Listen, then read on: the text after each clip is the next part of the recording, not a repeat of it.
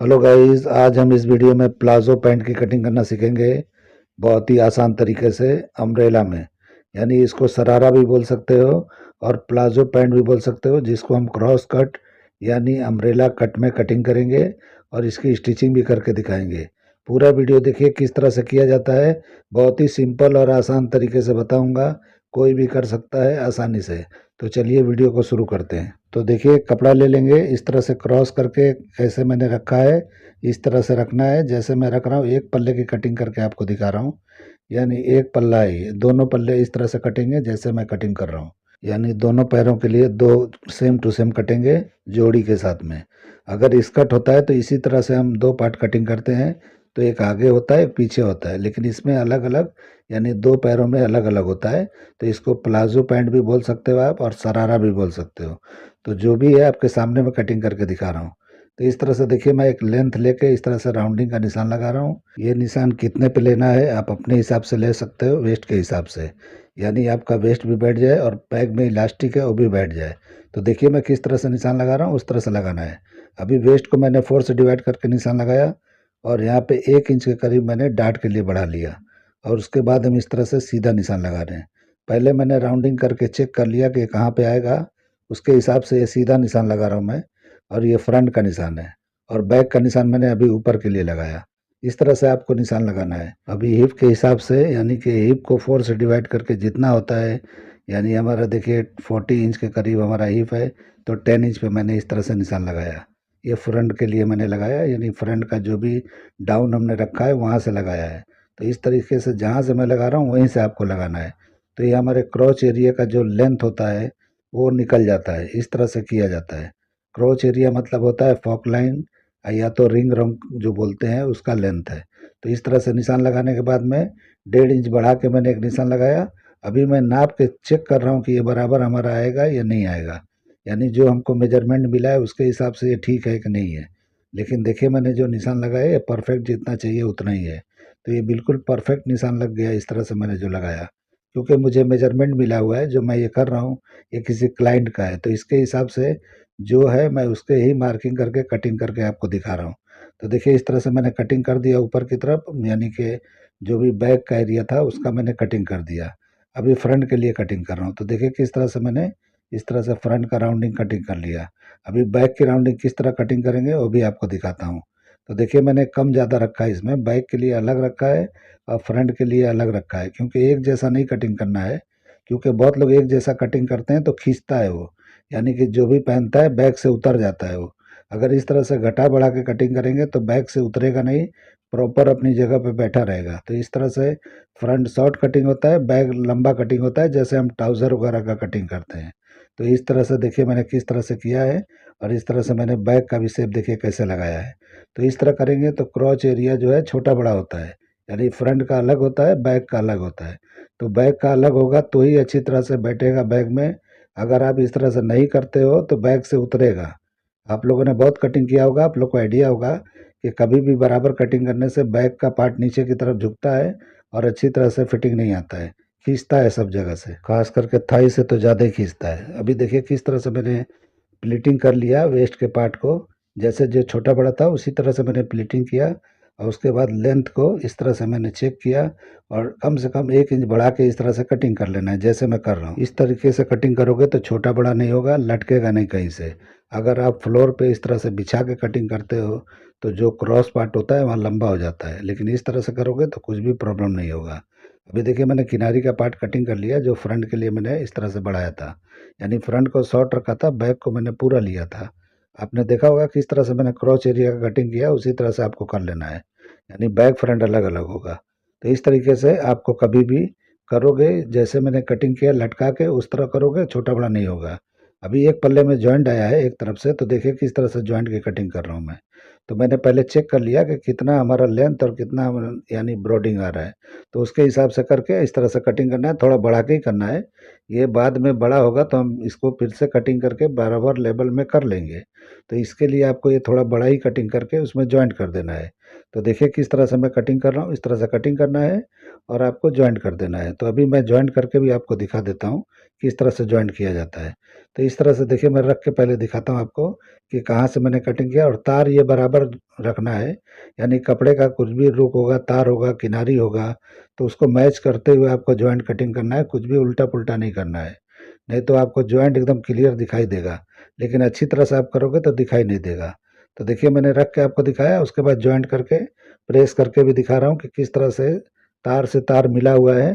अब इसको हम सीधे की तरफ से देखेंगे तो पता ही नहीं चलेगा कि यहाँ पे जॉइंट है। उसके अलावा भी इस पे हम वर्क कराने वाले हैं, क्योंकि वर्क से भरा हुआ रहेगा ये नीचे का कुछ हिस्सा, यानी 10 से 12 इंच तक हम ब्रॉडिंग का, यानी कि चौड़ाई में, ऊंचाई तक हम 10-12 इंच के चौड़ाई पे इसको मिरर वर्क का काम कराएंगे।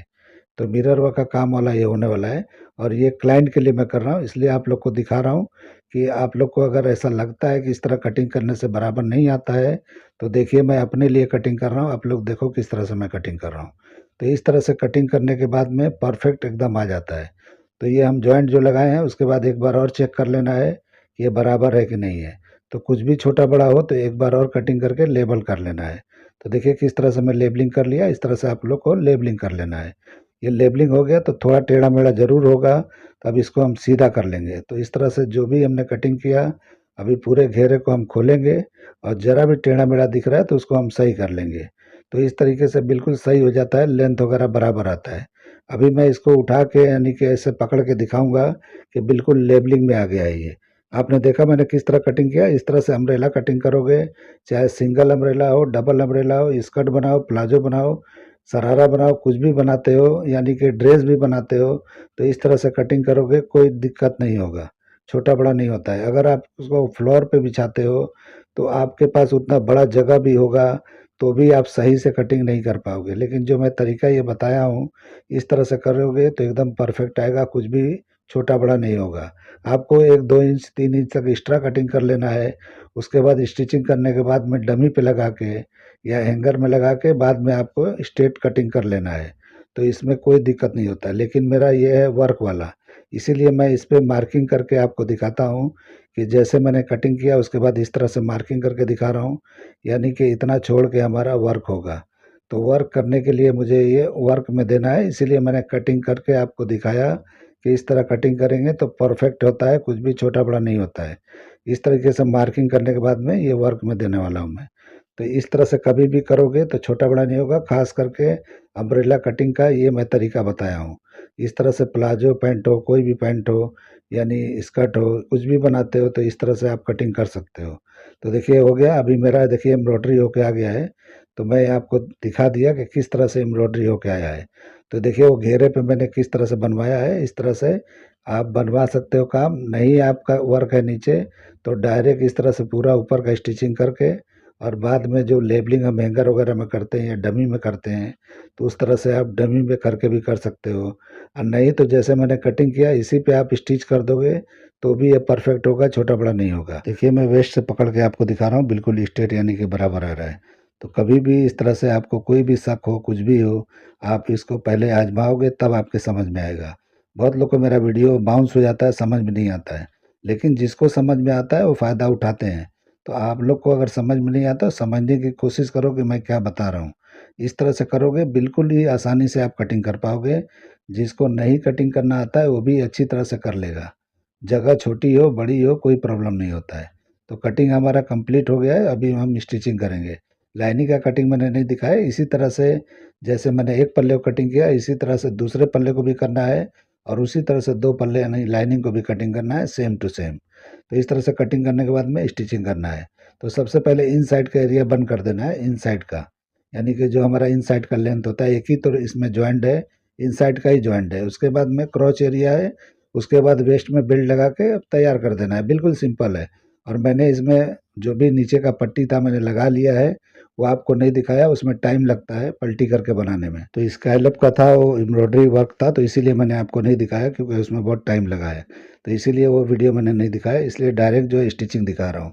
तो जैसे मैंने यानी मेन पार्ट को जॉइंट किया है, इन साइड का एरिया, इसी तरह से लाइनिंग वाले को भी इनसाइड का एरिया ज्वाइंट कर लेना है। अभी मीन पल्ले में अंदर वाले यानी लाइनिंग को इस तरह से डाल के हम पूरा राउंड घुमा लेंगे, यानी कि रिंग राउंड एरिया को। तो इस तरीके से पूरा यहाँ से देखिए मैं ज्वाइंट से शुरू कर रहा हूँ, यानी इन साइड का जो ज्वाइंट है दोनों का, लाइनिंग का और इसका, वहाँ से शुरू करेंगे तो ज्वाइंट से ज्वाइंट मिलेगा। उसके बाद चारों तरफ इस तरह से बंद कर लेना है। तो पहले क्रॉच एरिया जो है उसको बंद करेंगे, अभी वेस्ट को बंद करेंगे। तो वेस्ट अगर आप ये क्रॉस पार्ट है तो जब कटिंग करते हो तो कुछ भी छोटा बड़ा हो सकता है, होगा तो आपको नम दे के बिठा देना है। इस तरह से खींच के नहीं करना है, नम दे के ही करना है, तो अच्छी तरह से फिनिशिंग आएगा। कभी भी जहाँ भी क्रॉस का पार्ट होता है वहाँ खींच के अटैच नहीं किया जाता है। अगर खींच के करोगे तो वो प्रॉब्लम होगा। प्रॉब्लम ये होगा कि आपका जो भी आपने लेबलिंग लिया है वो ऊपर नीचे हो जाएगा। तो लाइनिंग टाइट रहेगा चलेगा, लेकिन ऊपर वाले पन्ने में यानी ऊपर वाला जो पार्ट है हमारा मेन पार्ट है, उसको खींच-खाच नहीं करना है, नम देके ही बिठाना है। तो देखिए मैं किस तरह बिठा रहा हूँ, तो बिल्कुल नम के साथ वो बैठा है, इसी तरह से आपको बिठाना है। अभी देखिए हम पूरा राउंडिंग इस तरह से घुमा लिए, तो जिस तरह से एक पार्ट को मैं घुमा रहा हूँ यानी एक पैर को, इसी तरह से दूसरे को भी कर लेना है सेम टू सेम जोड़ी के साथ में। क्योंकि कटिंग आपने जोड़ी से किया तो जोड़ी से होगा, यानी फ्रंट का पार्ट अलग है और बैक का पार्ट अलग है। क्योंकि कटिंग में आपने देखा कि मैंने फ्रंट को अलग कटिंग किया था, बैक को अलग कटिंग किया था। जैसे हम ट्राउज़र में, पैंट में करते हैं उसी तरह से। तो कभी भी आप कुछ भी कटिंग करते हो तो इस तरह से कटिंग करोगे, आगे का और पीछे का अलग-अलग कटिंग करोगे, यानी कि बैक को ऊपर की तरफ बढ़ा के, फ्रंट को थोड़ा झुका के, और जो भी हमारा जो थाई पे होता है वो भी कम ज़्यादा करोगे तो अच्छी तरह से फिटिंग आता है, कम्फर्ट फिटिंग आता है। यानी कम्फर्ट यानी उठने बैठने कुछ भी करो, कुछ भी दिक्कत नहीं होता है। तो इस तरह से आपको समझ के कटिंग करना है। जैसे मैंने किया इसी तरह से कुछ भी कटिंग करते हो तो इस तरह से कम ज़्यादा करके ही कटिंग किया जाता है, क्योंकि बॉडी के हिसाब से ही कटिंग करना सही कटिंग है। आप ये समझोगे कि लाओ कुछ भी कटिंग कर लो, ये लूज है तो कोई प्रॉब्लम नहीं होगा, ऐसा कुछ नहीं होता है। लूज हो टाइट हो, लेकिन कितना भी लूज होगा वो कंफर्ट नहीं मिलेगा जो इस कटिंग में मिलेगा। आप बराबर पे कटिंग करोगे वो कंफर्ट नहीं मिलेगा। आप लोग को यकीन हो तो ठीक है, नहीं है तो ट्राई ज़रूर करो। ट्राई करोगे आपको खुद ही जवाब मिल जाएगा। अभी देखिए दोनों पार्ट को मैंने क्रॉच एरिया को इस तरह से पैक कर लिया, यानी कि ज़िप के लिए छोड़ के, जो हम सामने ज़िप लगाएंगे इसमें, उतना छोड़ के इस तरह से बंद कर लेना है। इस तरह से बंद करने के बाद में देखिए डार्ट का निशान मैंने कहीं नहीं लगाया था, लेकिन आपको इस तरह से डार्ट का निशान लगा लेना है, यानी फ्रंट के अंदर। बैग में नहीं लगाना है, बैग में इलास्टिक रखेंगे हम। अगर आपको इलास्टिक नहीं रखना है तो बैग में भी डार्ट लगा लो, वेस्ट के मेजरमेंट के हिसाब से आपको वेस्ट का भी डार्ट यानी जो भी है वो लगा लेना है, बैक फ्रंट दोनों में। अगर नहीं तो इस तरह से जो मैं कर रहा हूँ इस तरह से करोगे तो ज़्यादा कंफर्ट के साथ बैठता है, यानी फ्रंट में बेल्ट और बैक में इलास्टिक। ये ज़्यादा बेहतर होता है प्लाजो के लिए, पैंट के लिए, कुछ भी आप बनाते हो। सलवार भी अगर आप बनाते हो बेल्ट वाली, यानी कि जो भी होता है, यानी चौड़े बेल्ट वाली नहीं, जो नाड़े वाली होती है उसकी बात नहीं कर रहा हूँ।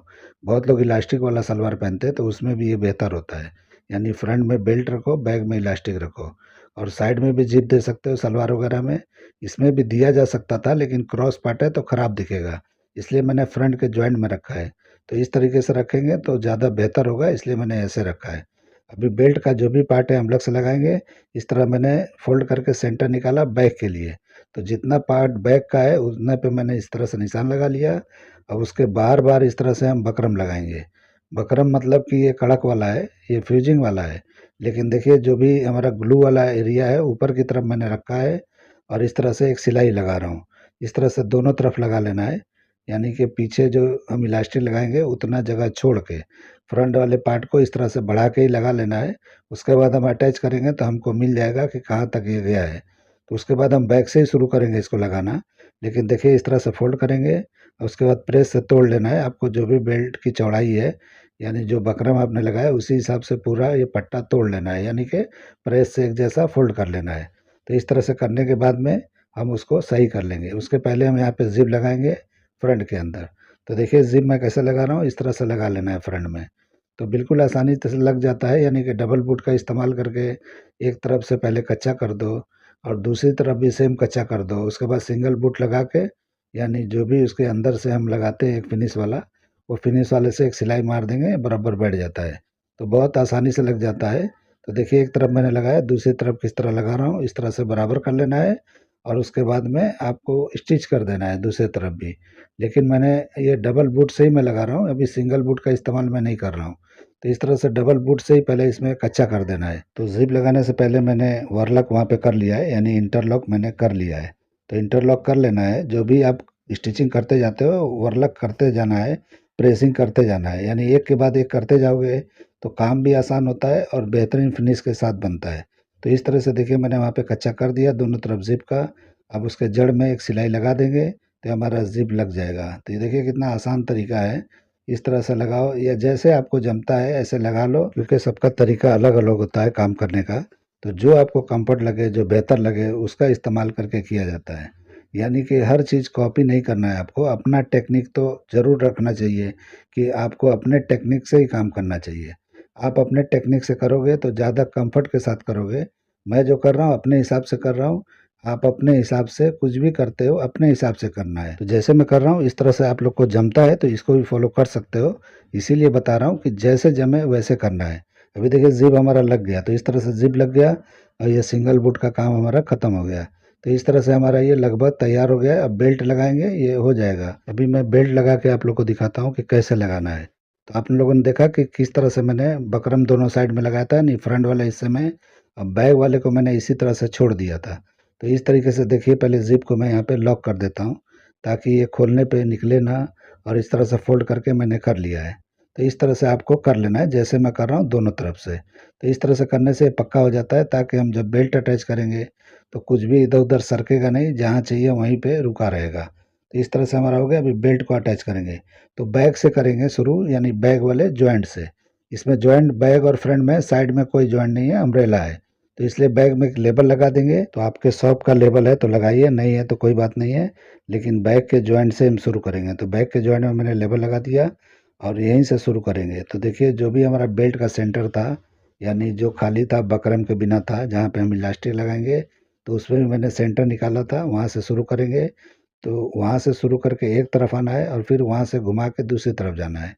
तो इस तरह से कुछ भी हमारा आउट नहीं होगा, बिल्कुल परफेक्ट होगा। तो देखिए किस तरह से मैं जॉइन कर रहा हूँ, इस तरह से जॉइन करते हुए जाना है। और ये अंदर वाले पार्ट से जॉइन करेंगे, ऊपर लाके फिनिश कर देंगे।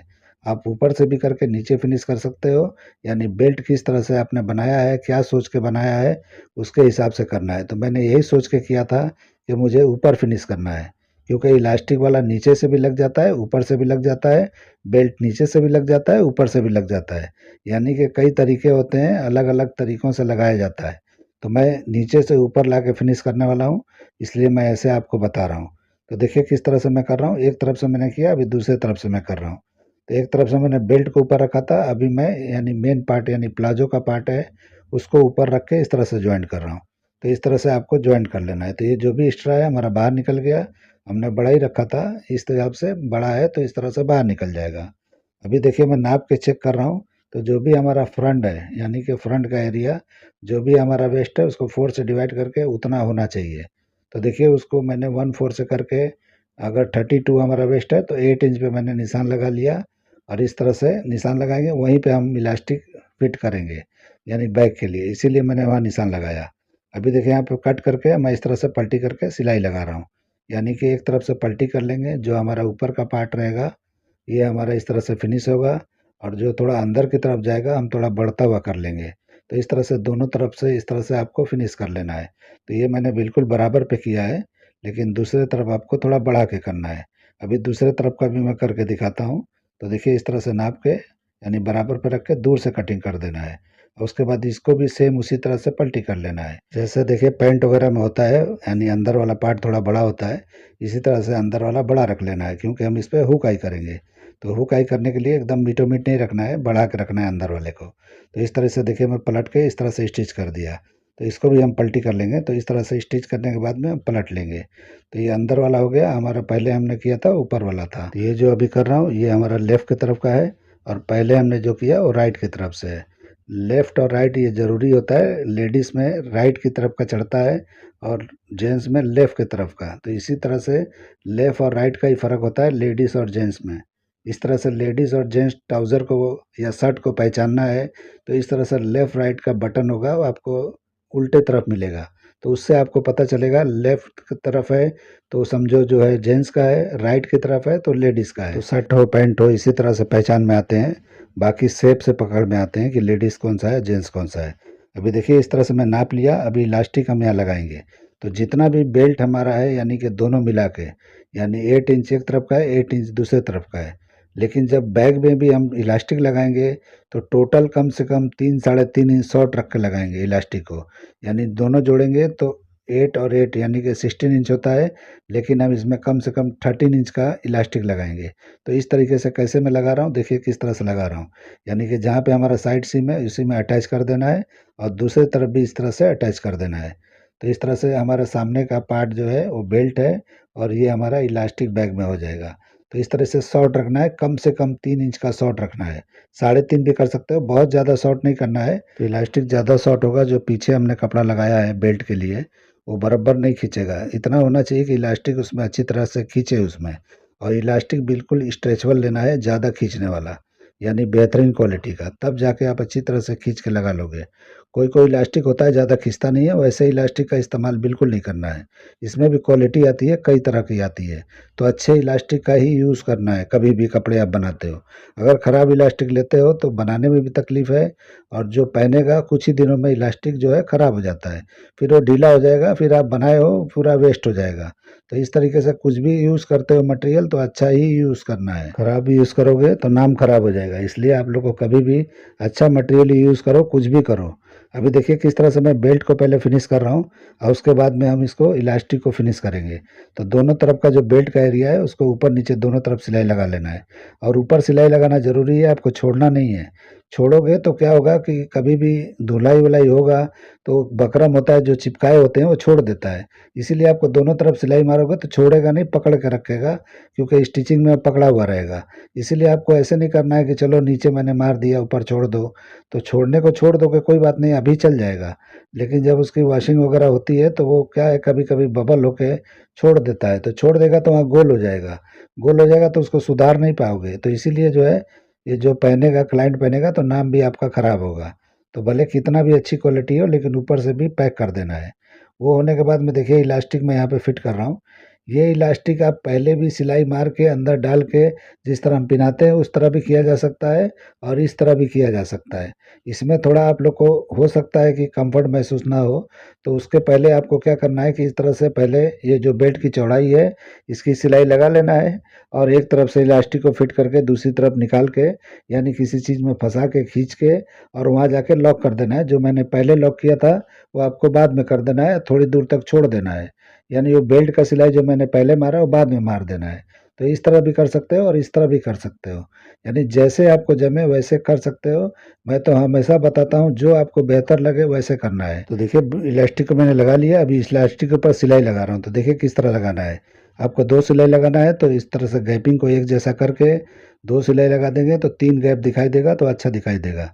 जिस तरह हम देखते हैं कि कभी भी लोअर वगैरह में होता है, बीच में नाड़ा होता है, उस तरह से देखिए 2 सिलाई होती है, बीच वाले में नाड़ा होता है। तो ये बीच तरह से मारेंगे तो थोड़ा खूबसूरत होता है, या सेंटर में एक मार सकते हो।